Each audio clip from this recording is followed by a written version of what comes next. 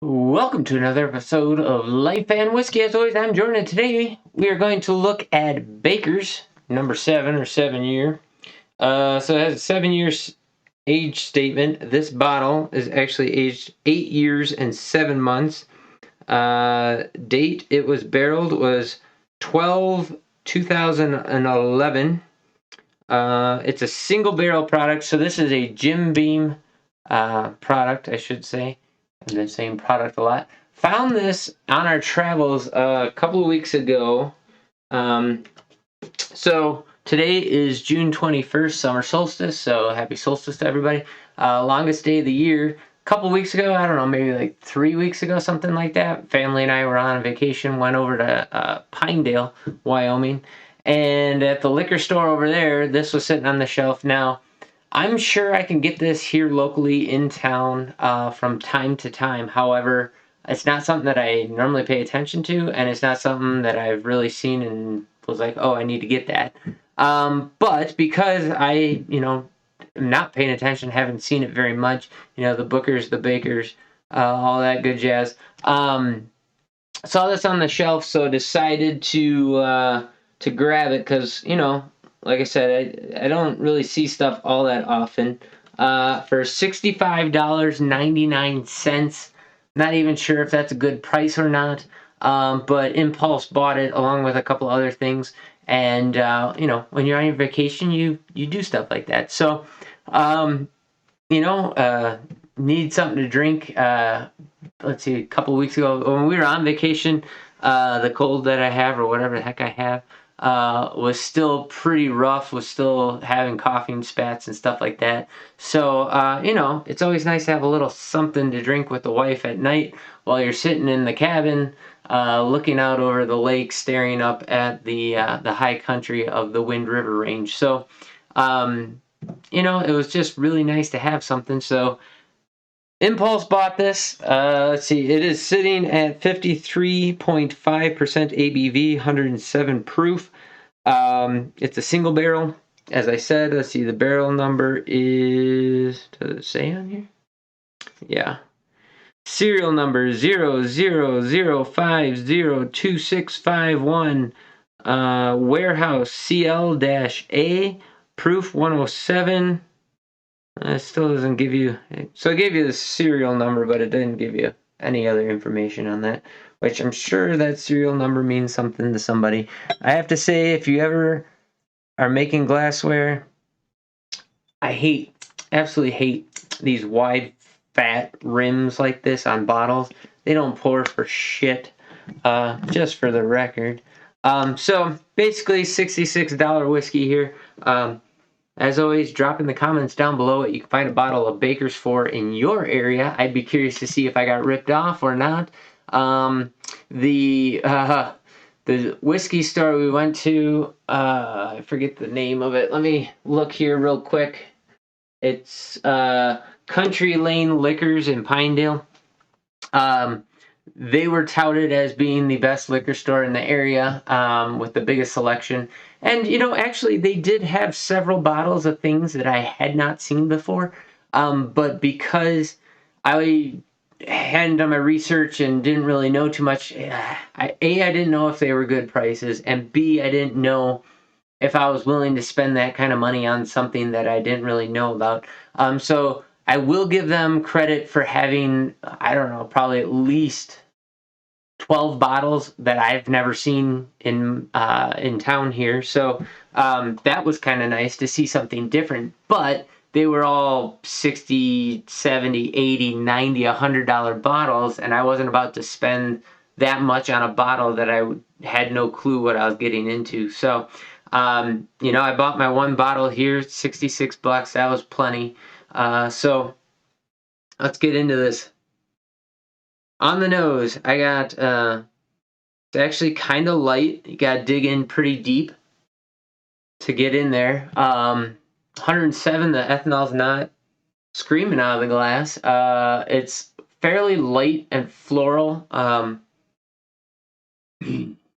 Almost like a cherry blossom or a lilac. I'd say almost like a lilac. Maybe a hint of brown sugar in there, but not much of anything. Oh, there we go. Now I got a little vanilla and sugar from the bottom of the glass.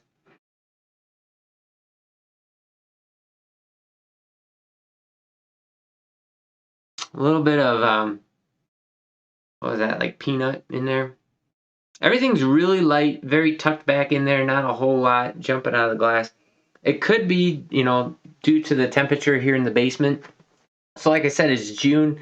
I got long sleeves on. The basement's probably, I don't know what, probably 60 degrees down here.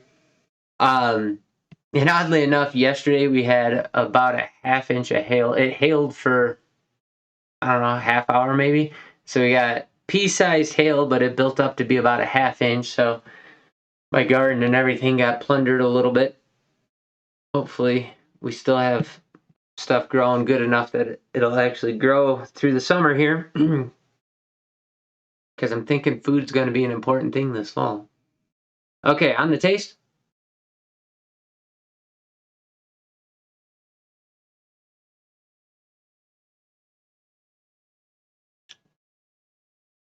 So the proof definitely hits you. Putting it in my mouth, swallowing it, it kind of bounced off, and I almost, inhaled some ethanol. A lot of viscosity in the glass. The fingers in there are pretty impressive. Very oily in the glass.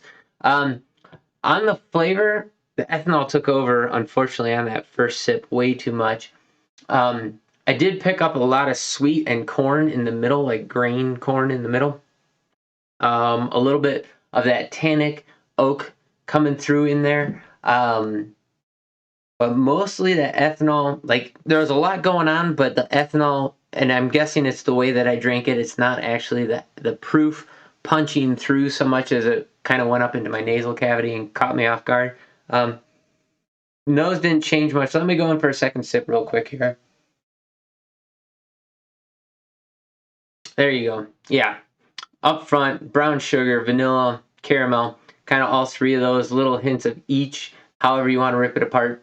Moves into a nice tannic oak, a little black pepper in there, and then the ethanol on the end of that. Much, much nicer on that second sip. And I'm going to chalk that up to me being an idiot and not so much to the actual character of the water of the whiskey. I'm gonna put just a little bit of water in here because it's at 107 proof. Let's see what that does, because I kind of think that this will sweeten up a bit here, would be my guess.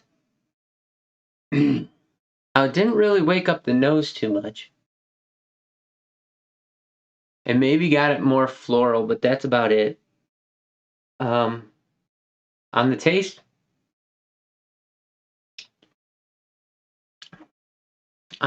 it sweetened up everything.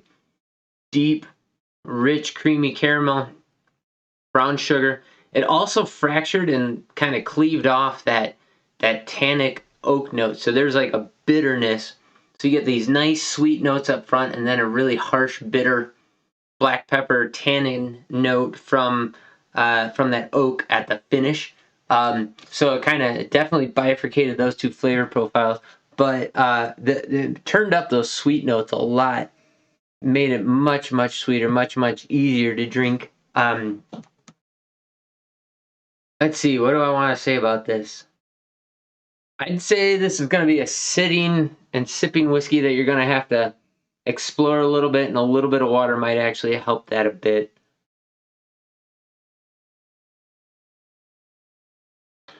There's a little cherry in that one, a little more peanut. Yeah, I have to say I like this. I'm not proud that I spent $66 on this bottle. Now that might be the going rate. I don't know. Again, this is not.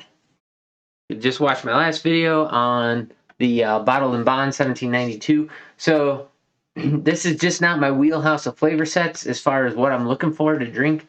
Not bad by any means. I don't dislike it. I would be able to sit and enjoy it. But I guess from bourbon, what I personally want, I want a sweeter flavor set in my bourbon without that wood tannin overture that kind of is knocking it down. And I'm kind of surprised that it's that rough for 8 years. Maybe it's the proof, but I'm surprised that there's that much wood tannin in that barrel.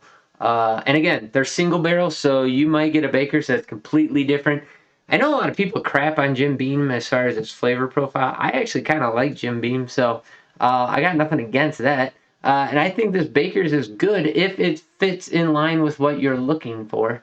I guess there's again at this point I have so much bourbon down here.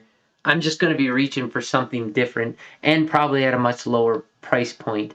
But I highly recommend you go out and try it if you are into that, into the notes that I expressed, or if you just want to give something a try, or if you want to give somebody a nice fancy bottle if this is in their wheelhouse. Definitely check it out. Not bad by any means. Right down home plate as far as bourbon goes. Especially bourbon from Jim Beam, kind of a pretty much on par with that flavor profile. Yeah, that's all I got. As always, drop in the comments down below what you can find a bottle of Baker's for in your area. I'd be curious to see what other people are paying. Also, curious to see what other people have to say about it. Yeah, it's a good bourbon. It's just not what I'm looking for, and it's early in the day, so that might also have something to do with it as well. As far as my preferences go. So, as always, thanks for watching. I do greatly appreciate it. Check us out on Bitchute, Minds, potentially Rumble someday, YouTube. Like, comment, subscribe, share, all that good jazz. Thanks to everybody who has done all those things. I do greatly appreciate it. And as always, thanks for watching. You guys have yourselves a great day. Go out, enjoy the length of daylight that we have, as it is the most you're going to get for the year. And we'll catch you in the next video.